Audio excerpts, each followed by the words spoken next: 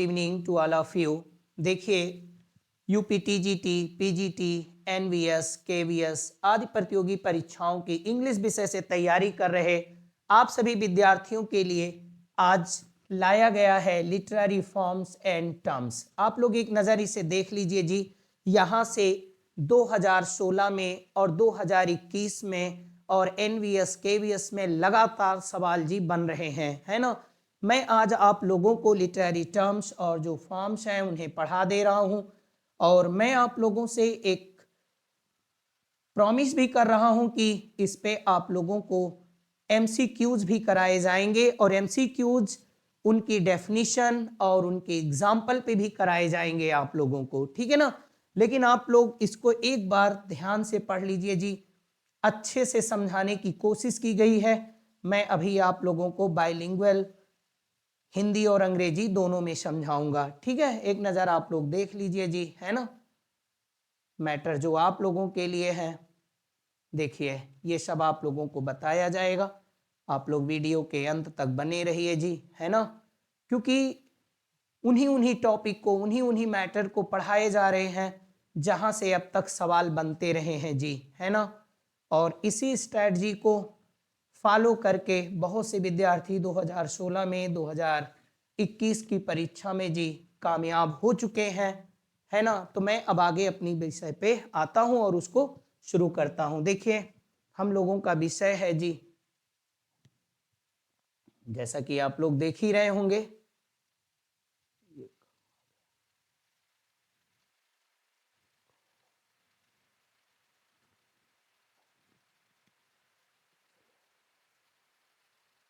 देखिए थोड़ा सा आप लोग ध्यान दिए रहिएगा। थोड़ा हम लोग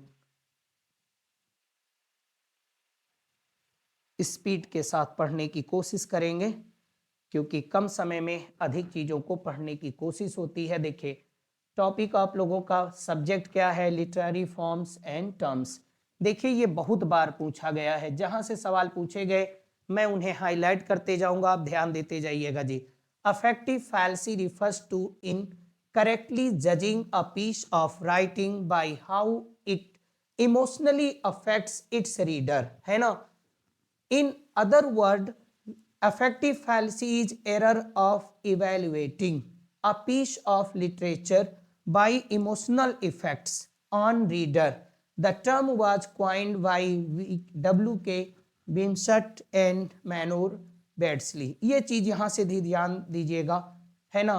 ये अक्सर पूछा जाता है कि अफेक्टिव फैलेसी क्या है जी, तो और इसको किसने क्वाइन किया, ये वाला जी सवाल कई बार आप लोगों के सामने बन चुका है। तो देखिए, लिखा हुआ है affective fallacy refers to in incorrectly judging, जब किसी भी पीस ऑफ लिटरेचर को, है ना, उसके इमोशनल पॉइंट ऑफ व्यू से, उसके इमोशनल इफेक्ट से जी जब जज किया जाता है तो जो दोष पैदा होता है, जो भ्रांति होती है, उसी को जी हम लोग अफेक्टिव फैल्सी कहते हैं। ध्यान दे रहे हो ना, क्लियर लिखा भी हुआ है। इन अदर वर्ड्स, इस पे ध्यान दो, affective fallacy is error of evaluating a piece of literature by emotional effect on reader, है ना। जब किसी भी piece of literature का, किसी भी literary work का, किसी भी पाठक पर जब उसका इमोशनल इफेक्ट पड़ता है और उसके इमोशनल इफेक्ट की वजह से वो उस पीस ऑफ लिटरेचर को जी जज करता है, तो उसको हम लोग अफेक्टिव फैल्सी कहते हैं। आप लोग इसे पढ़ लीजिएगा, मैं इसके एग्जाम्पल भी आप लोगों को एमसीक्यूज में मैं समझाऊंगा, है ना। ओके, ध्यान दीजिएगा, यहां से ध्यान दो कि इसको जो क्वाइन किया गया है, ये सवाल जी कई बार बना है, मेनी टाइम आपका ये सवाल बन चुका है। दूसरा देखते हैं जी आगे, अनैक्रोनिज्म। ध्यान देते रहिए, फटाफट आप लोग पढ़ते चलिए, ध्यान दीजिएगा। अनैक्रोनिज्म क्या है जी? Anachronism refers to something someone that is not in its correct historical or chronological time। ध्यान दीजिएगा, इसी को आप लोग जी कह लो काल दोष। शॉर्ट में आप समझने की कोशिश करिए इसको, है ना। Anachronism refers to something someone that is not in its correct historical or chronological time, ठीक है जी। जैसे अनैक्रोनिज्म क्या है? अनैक्रोनिज्म का मतलब होता है काल दोष। जब किसी भी लिटरेरी वर्क में, चाहे वो फिल्म हो, चाहे वो बुक हो, या कोई किताब हो, कोई उपन्यास हो, नावेल हो, स्टोरी हो, है ना, उसमें जिस काल का बात को दिखाया जाता है, जिस काल का विवरण दिया जाता है, जिस काल की कहानी होती है, उसी काल के अकॉर्डिंग सब कुछ सेट किया जाता है। जैसे अभी हम लोग एक मान लो कि मैंने एक कहानी दिखाया, ठीक है ना जी, मैंने एक पौराणिक कहानी दिखाया, विलियम शेक्सपियर के नाटक को मैं दिखा रहा हूं, विलियम शेक्सपियर के नाटक को, या कोई पौराणिक कहानी दिखाई गई, और आज की वो 600 साल पहले की बात है जी, और उसमें नायक को ये दिखा दिया गया कि वो मोबाइल पे बात कर रहा है ना जी, या उसने टाई लगा रखी है ना, या कोई भी चीज उसको ये दिखा दिया गया कि वो बाइक पे दौड़ रहा है। तो उस समय आज के 500 साल पहले जी बाइक तो थी नहीं, कार नहीं थी, ठीक है ना, और मोबाइल भी नहीं थी, और मोबाइल का प्रयोग करते हुए दिखा दिया गया।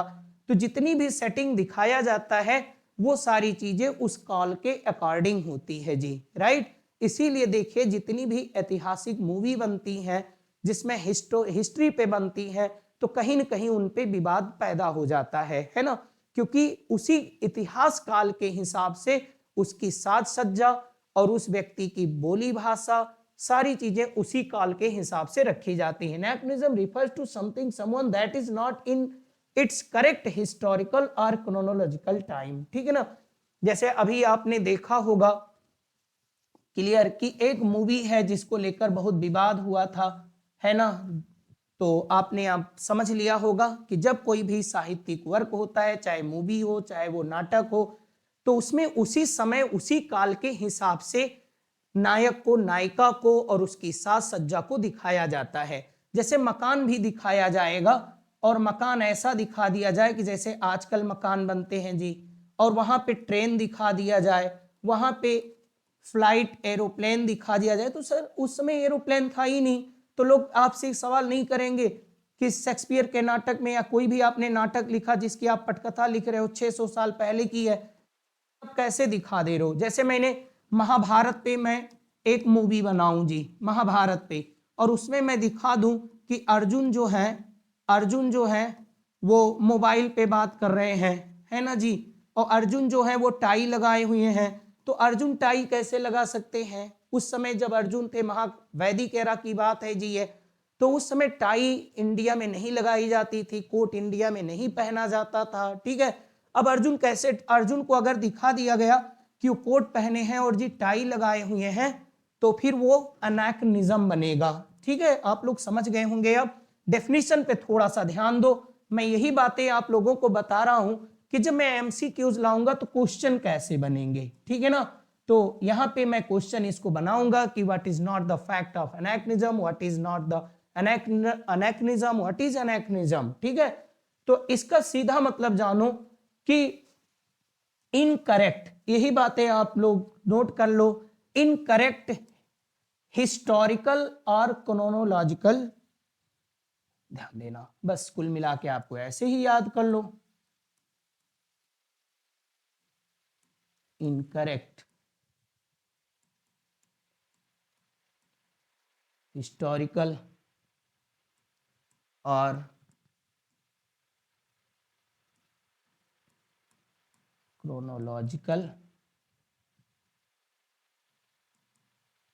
Time and it's presentation,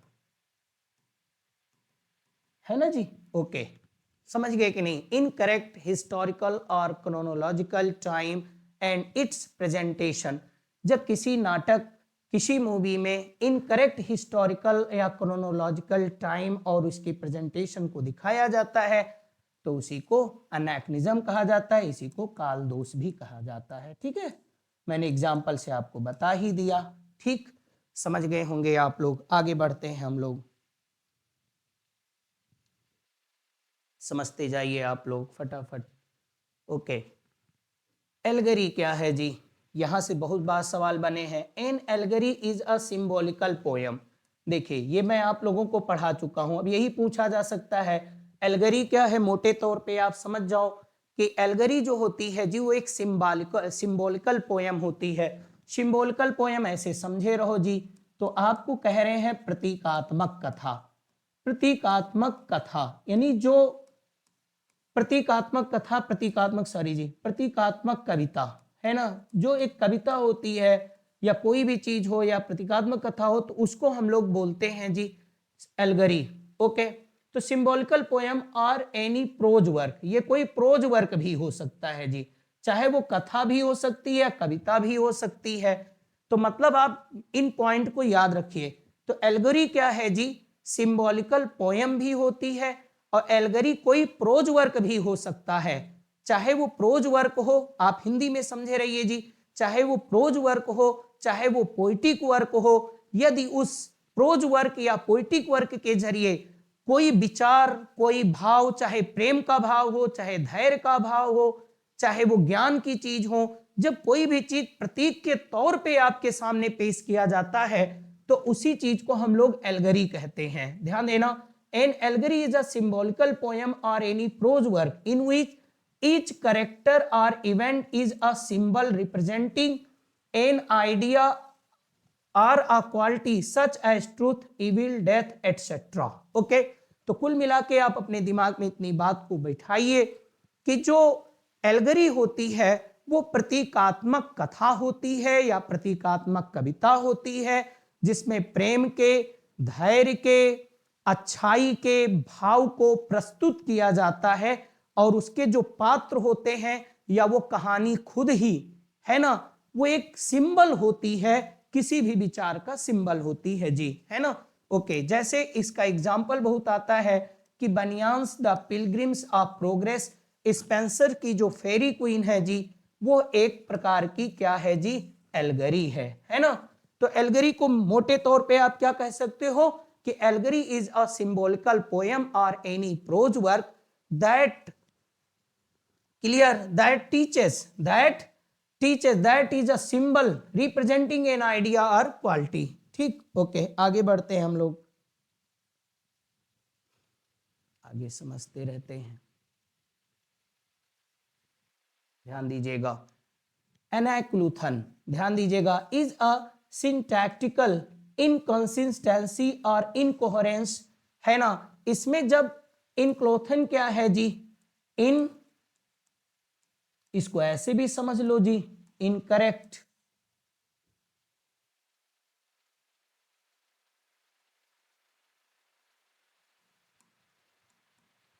incorrect grammatical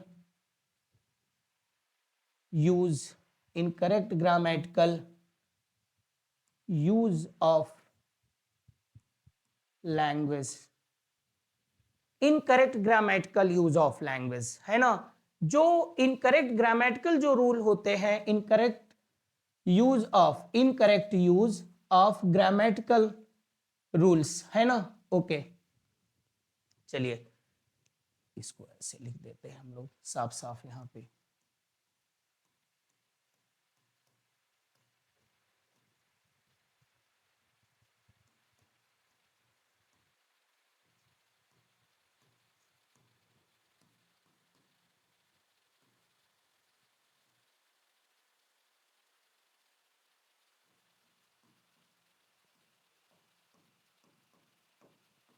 ध्यान दीजिएगा, जब किसी भी incorrect use of grammatical rule in a sentence, जब किसी भी वाक्य में जो इनकरेक्ट ग्रामेटिकल रूल हैं जब उनको प्रयोग किया जाता है, यानी कि आप कह ही रहे हो anacoluthon is the syntactical inconsistency, syntactical inconsistency समझ ही रहे हो, इनकोहेरेंस, है ना। विद इन अ सेंटेंस, एक सेंटेंस में जब जो सिंटैक्टिकल यानी जो व्याकरणीय है, जो ग्रामर के रूल हैं उनकी अवहेलना किया जाता है, उन ग्रामर के रूल को फॉलो नहीं किया जाता और कोई भी वाक्य लिख दिया जाता है, it is a shift in an unfinished sentence from one syntactic construction to another, है ना। एग्जाम्पल जी आप जरा ध्यान दीजिएगा, इधर समझिए, क्लियर, ये है, मैं इसको आप लोगों को आगे भी समझाऊंगा जी, ठीक है।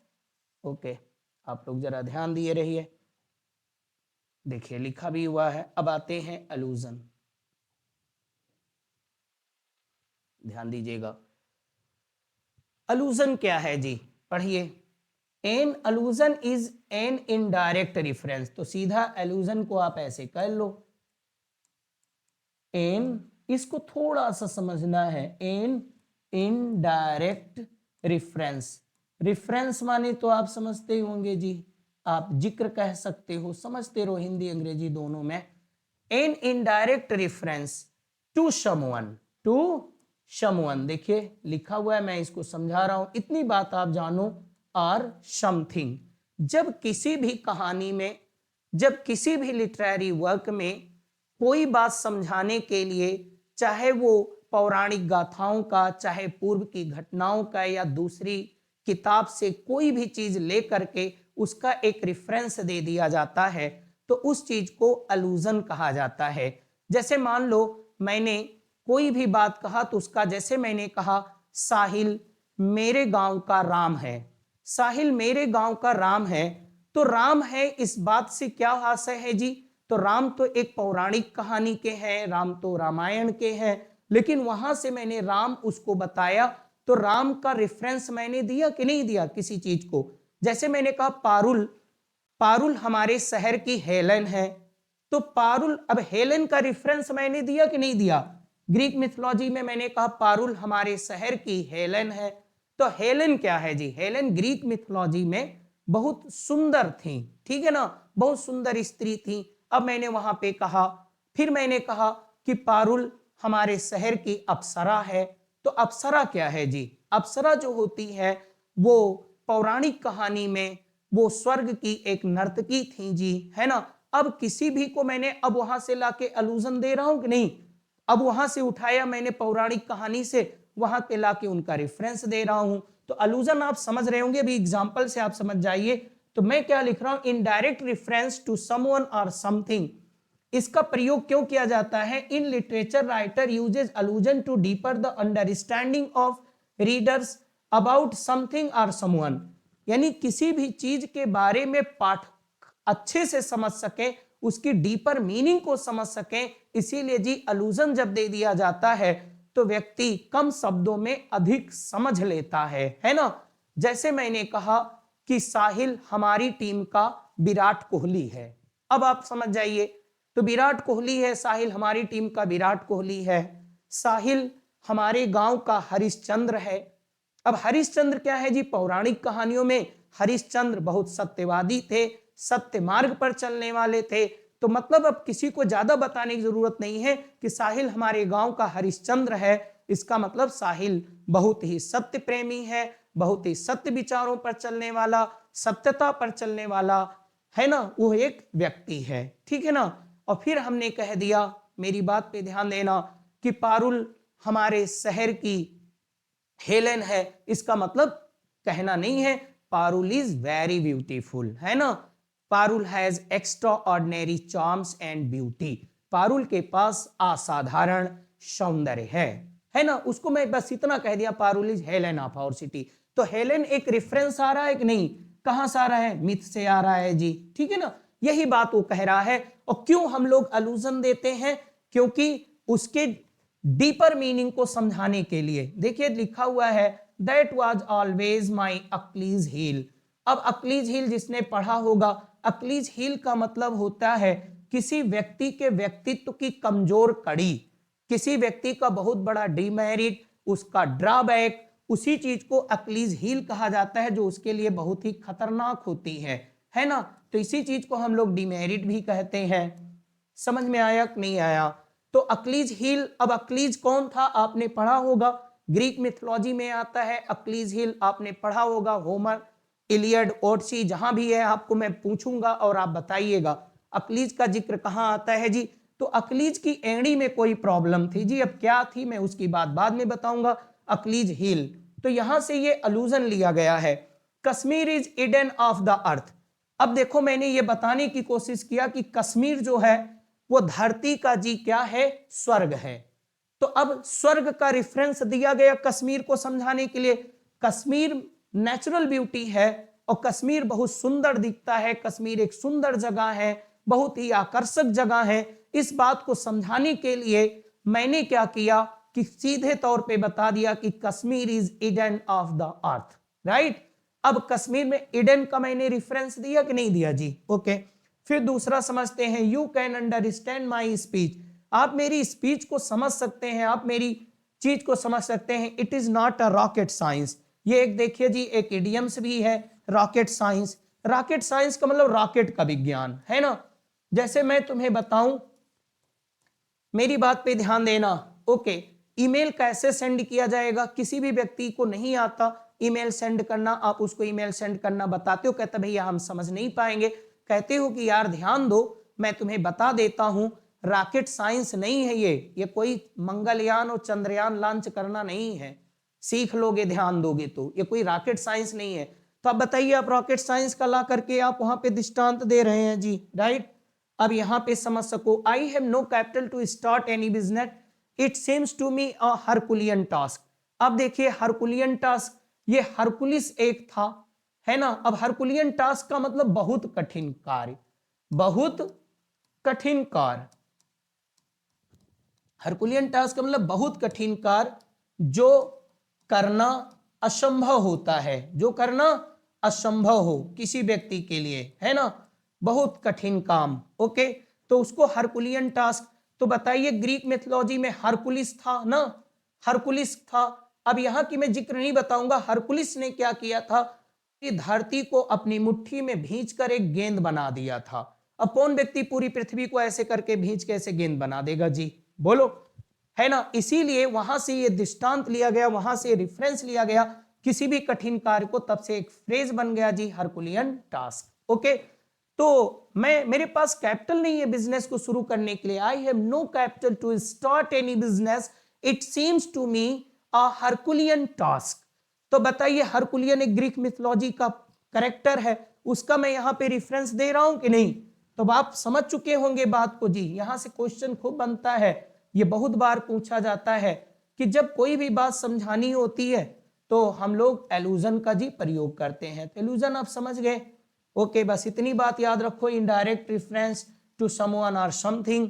और इसका मतलब क्यों होता है, राइटर यूज क्यों करता है, डीपर अंडरस्टैंडिंग पैदा करने के लिए रीडर के अंदर। पढ़िएगा आराम से समझ लोगे। देखिए मैंने आपको समझा दिया हिंदी और अंग्रेजी दोनों में, है ना, ओके। ये देखिए ये लिखा हुआ है, Parul is Helen of our city. अब हेलेन कौन है, ग्रीक मिथ की है, इनको लाके यहाँ रेफरेंस दिया गया। आगे आगे हम लोग समझते हैं जी, फटाफट समझते रहिए आप लोग, आराम से समझिए। यहां से मैं एमसीक्यूज दूंगा आप लोगों को, इसको जल्द ही मैं इसको पढ़ाने के तुरंत बाद एमसीक्यूज बनाऊंगा, जहां डेफिनेशन पूछी जाएगी, उसके एग्जाम्पल पूछे जाएंगे। आप लोग केवल बने रहिए और पढ़ते रहिए, राइट। और कहते हैं एनालॉजी, एनालॉजी क्या है जी, एनालॉजी क्या है, is a comparison between two things. तो सीधा ये जान जाओ, इतनी बात एनालॉजी को अपने दिमाग में बैठा के रखो जी, कंपैरिजन बिटवीन टू थिंग्स। देखिए लिखा भी हुआ है कंपैरिजन बिटवीन टू थिंग्स, ये बात आप पढ़ करके रखो। यानी दो चीजों में तुलना होती है, that shows a way in which they are similar, जिसमें वो लोग कुछ ना कुछ उनमें समानता होती है ना। ऐसा नहीं असमान चीजों में तुलना होगी, उनमें कोई चीजें समान होंगी। और उनको समझाने के लिए, जैसे मान लो एक टीचर पढ़ा रहा है, अब टीचर अपने बच्चे को अपने विद्यार्थी को पढ़ा रहा है, और विद्यार्थी उससे पूछ रहे हैं कि सर ब्रेन क्या होता है ना, ब्रेन का काम क्या होता है, ब्रेन क्या होता है, तो कैसे कोई चीज याद रहती है, याददाश्त कैसे हमारी मजबूत बनती है, कैसे हमारे अंदर इतने डाटा जो है जी वो फीड है। तो वो कहता है कि देखो, योर ब्रेन इज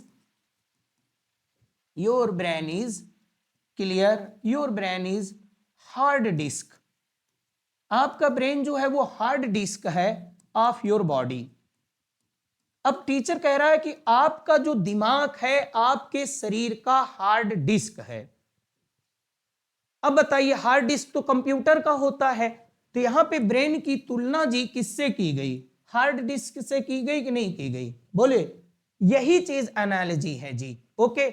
वही कह रहा है कि analogy is comparison between two things, दो चीजों में होती है, और जो कि वो आपस में क्या होते हैं जी, सिमिलर भी होते हैं, है ना, अब आप इसको और समझ जाइए, कह रहा है we can define it as saying something like something, हम लोग इसको कहते हैं कि कोई किसी के जैसे, like something else, to make some sort of exemplary. अब व्याख्यात्मक पॉइंट होता है, ये समझाने के लिए दिया जाता है जी, व्याख्यात्मक तथ्य होते हैं। जैसे मैंने कहा, मेरी बात पे ध्यान देना, ओके। अब यहां पे आप देखिए जी, जैसे कहा गया लाइफ जो है is a tale told by an idiot, मतलब कि जो है जीवन जो होती है एक कहानी है, तो जीवन एक कहानी है टोल्ड बाय इडियट, तो लाइफ की तुलना जी अ टेल से है कि नहीं है, बोलिए। और इसमें जो सिमिलर चीजें हैं, तो यही चीजें मैं आप लोगों से कह रहा हूं। तुम आप कह सकते हो कि सर ये तो मेटाफर है, ये तो सिमली के जैसे है, तो मैं इस पे बाद में बात करूंगा एमसीक्यूज में, ठीक है ना। आप इस बात को समझ गए। World is like a battle field, अब संसार को क्या बताया गया जी, बैटल फील्ड, तो इसमें समानता है कि नहीं है। संसार में भी जी संघर्ष होता है, आदमी जीवन जीने के लिए संघर्ष करता है, बैटल फील्ड में भी संघर्ष होता रहता है, तो इसमें दोनों में जी तुलना दिखाई गई है। Where we make struggle at every step, जहां पे हर मोड़ पे हर जगह पे हम लोग स्ट्रगल करते हैं, एनालॉजी। फिर वही चीज आप देख लो जी, brain is hard disk of our body where a lot of information are stored, जैसा कि मैंने आपको अभी पहले भी बताया था, ठीक। पेशेंस रखिए, थोड़ा समझने की कोशिश करिए, मैं अपने स्तर से समझा रहा हूं, हर स्तर पर आकर के क्लियर। अब ब्रेन क्या है, हार्ड डिस्क, ब्रेन की तुलना किससे की गई जी, हार्ड डिस्क से, समझ गए होंगे analogy. Of our body where a lot of information on our heart works like a pump. अब जैसे कोई भी टीचर, मान लो विज्ञान का टीचर है, वो पढ़ा रहा है अपने बच्चे को, अपने विद्यार्थी को पढ़ा रहा है जी, अब वो कह रहा हार्ट कैसे काम करता है, कैसे हार्ट, अब कोई 9th में पढ़ रहा है बच्चा, है ना, उसने हार्ट तो देखा नहीं है ना, अब उसको क्या कह रहा है टीचर कि आपने पंप देखा है जी, ओके। तो हार्ट जो होता है वो पंप की तरह काम करता है, ठीक है ना। तो बच्चे को अब समझ गया बच्चा कि नहीं, जब टीचर ने बात बता दिया, उसकी तुलना कर दिया पंप से, तो अब यही हो गई एनालॉजी। तो in literature N analogy is a literary device that is used by author to create connection between two parallel concept, है ना। एनालॉजी के जरिए लेखक क्या करता है कि लिटरेचर में क्या करता है कि दो समान जो कॉन्सेप्ट होते हैं, टू पैरेलल जो कॉन्सेप्ट होते हैं, उनके बीच में एक कनेक्शन पैदा करता है, एक कनेक्शन देता है, ठीक है, ओके। समझ में आया कि नहीं आया, आप लोग इस चीज को समझिएगा। आगे बढ़ते हैं, ध्यान दीजिएगा आगे। एनाफोरा, अब एनाफोरा क्या है, anaphora is repetition of a word or expression at the beginning of a successive phrase. Successive आप जान ही रहे हो ना जी, अनुक्रमिक, आगे की ओर जो बढ़ रहा है, आने वाले, इसको आप ऐसे भी कह सकते हो, आने वाले, अगले, है ना। Successive clause and sentences specially for poetic effect, poetic effect आप जानते होंगे जी, काव्यात्मक सुंदरता बढ़ाने के लिए, काव्यात्मक सुंदरता, है ना, उसमें एक पोएटिक इफेक्ट पैदा किया जाता है ताकि वो उसका प्रभाव बढ़ जाए, है ना। अब आप देखिए जरा फटाफट, यहां पे देखो, देखिए अब यहां पे क्या हुआ, कह रहा है,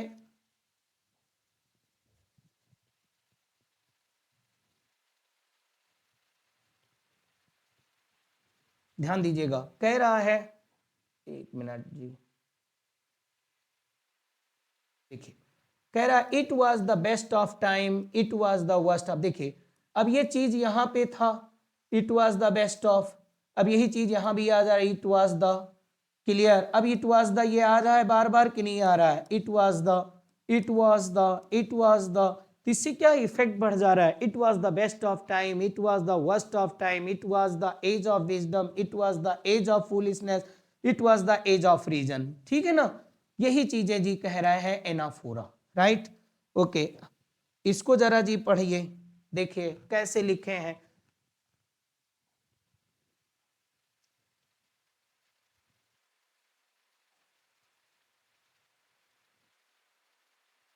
देखिए आप लोग देख लिए होंगे ना, देखिए कह कह क्या रहे हैं, एग्जाम्पल पे आप नजर डालिए जी, है ना, उसी को रिपीट किया जाता है। इसको मैं दूंगा, आप लोगों से पूछूंगा, आई विल लिव विद यू, मैं आपके साथ जीऊंगा, आई विल। अब फिर कह रहा I will die with you, मैं आपके साथ मरूंगा, I will live for you, मैं आप देखिए यही वाली लाइन आई विल लिव यहाँ पे रिपीट हो गई कि नहीं हो गई, ओके। और ये वाली लाइन देखिए आई विल डाई, ये देखिए जी यहाँ रिपीट हो गई, है ना।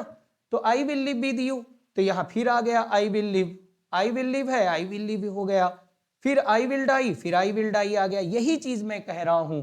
अब आप लोग यहाँ पे देखना, I will live with you, I will die with you, I will live for you, मैं आपके लिए जीऊंगा, I will die for you, मैं आपके लिए मरूंगा, ठीक है ना। अब ये देखिए यही तो कह रहा है, anaphora is repetition of a word or expression at the beginning of the successive phrase. At the beginning का मतलब शुरुआत में आप सक्सेसिव फ्रेज या क्लासेज एंड सेंटेंसेस, जो अगले सेंटेंस में यानी पहले वाक्य में जो बात कही गई, जो आया है वही चीजें जी दूसरे या तीसरे या चौथे आगे वाक्य में उसको रिपीट किया गया, ठीक है। समझ जाइए, एट द बिगिनिंग कह रहा है, देखिए समझिए, तो आप लोग समझने की कोशिश, देखिए आई विल लिव है, अब इस वाक्य में यही तो है सक्सेसिव फ्रेज जी, successive sentence, okay. I will live, तो यहां भी दूसरे अगले सेंटेंस में आई विल लिव आ गया नहीं, आई विल डाई दूसरे में वाक्य में प्रयोग किया गया है। अब यहां पे देखिए अगली लाइन में फिर आ गया आई विल डाई, यही है जी एनाफोरा, राइट। अब आप समझ गए होंगे। अब मैं आगे बढ़ता हूं,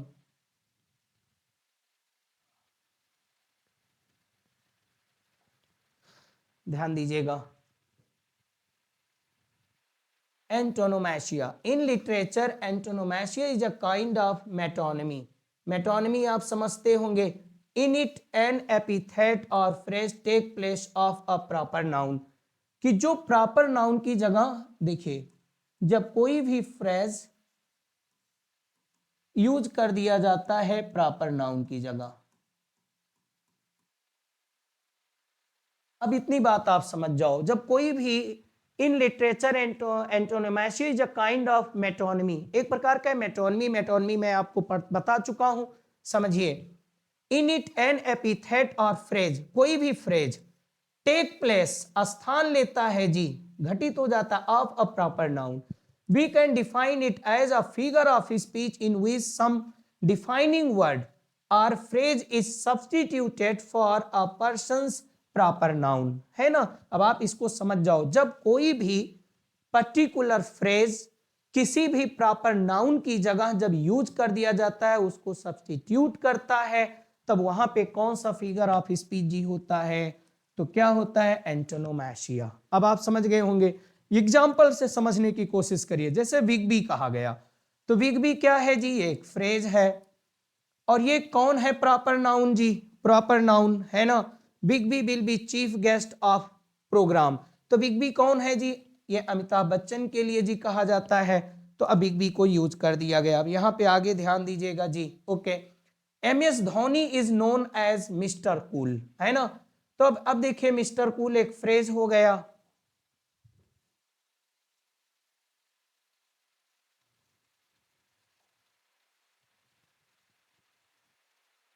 ध्यान दीजिएगा जी। अब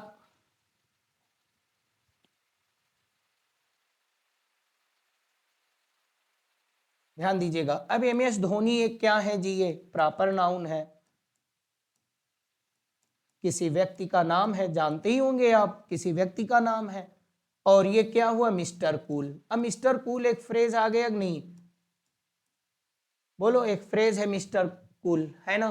तो वही चीजें वो कह रहा है। अब आप समझने की कोशिश करिए कि in literature antonomasia is a kind of metonymy, उससे जुड़ी हुई चीजें, है ना। जैसे in it an epithet or phrase take place of proper, यहीं से सवाल बन सकता है, मैं बनाऊंगा जी, ये एक प्रकार का जी, ये भी मेटोनमी है ना।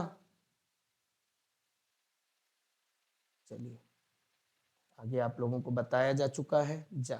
अब यहाँ पे दूसरा देख लो जी, clear. Mister cool is nickname of Mahendra Singh Dhoni, तो क्या कहा गया, अब मिस्टर कूल, है ना। अब जैसे mister cool illustrate the ability to remain calm and composed in an intense situation, ठीक है, ओके। अब आप देख लो, जैसे यहाँ पे कहा गया मिस्टर कूल, उनको कह दिया गया, तो अ फ्रेज यूज्ड, एक फ्रेज यूज हो गया किसकी जगह, महेंद्र सिंह धोनी के लिए, है ना। I love to read the bard of heaven, a bard of heaven जो कहा गया, तो बार्ड ऑफ हेवन किसके लिए कहा गया जी, विलियम शेक्सपियर को कहा गया द बार्ड ऑफ हेवन। तो ये बात आपको, यही बात तो कह रहा है कि एंटोनोमेशिया में, कि जब कोई भी एक प्रकार का एंटोनोमेशिया मेटोनमी है, इसमें कोई फ्रेज किसी प्रॉपर नाउन की जगह प्रयोग कर दिया जाता है। समझ गए ना, एंटोनोमेशिया एक प्रकार का मेटोनमी है जिसमें कोई पर्टिकुलर फ्रेज किसी प्रॉपर नाउन की जगह प्रयोग कर दिया जाता है। आप ये समझ गए। देखिए जी, बस देखिए आगे भी है आप लोगों को पढ़ाने के लिए काफ़ी सारी चीज़ें, लेकिन अब मैं आप लोगों को आज की क्लास यहीं पे जी विराम देते हैं।